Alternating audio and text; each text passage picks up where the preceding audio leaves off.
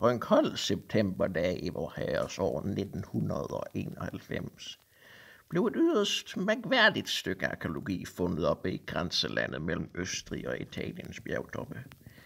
Et indskrumpet lig, der stak ud af isen som en strandvasket skibsfaren.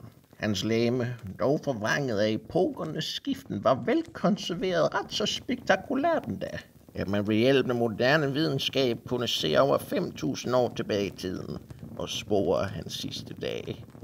Beskue I sønner og døtre af Grom, en fortælling om en mands ufejlbarlige hans egenskaber, at han kun kunne blive nedslagtet i de golde alper af Utsal, hvor han mødte sin skæbne med en pil i ryggen.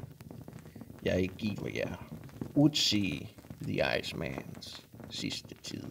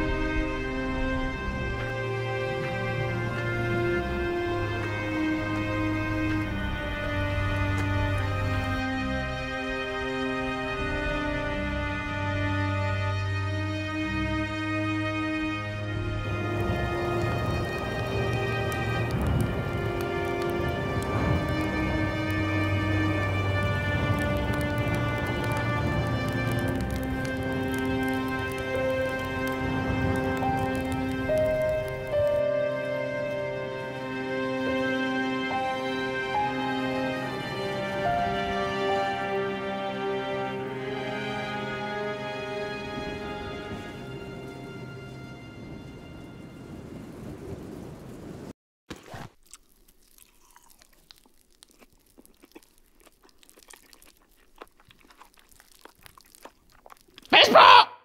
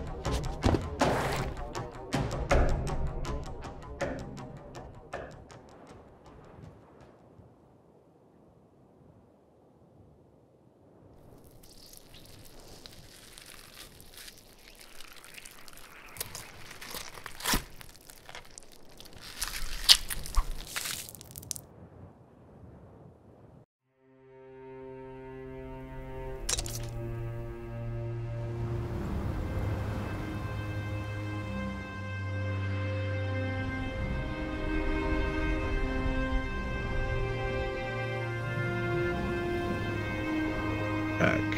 Og sådan skulle det gå, den salige Utsi. 45 gruelige år i dette ingenmandsland ledte op til dette. Ukampdygtiggjort af en pil i skulderen. Spidet punkteret og tømt for blod lå han, med 10.000 snifnuk sendt fra himlen for at dække den arme stakkel og skabe hans sarkofag.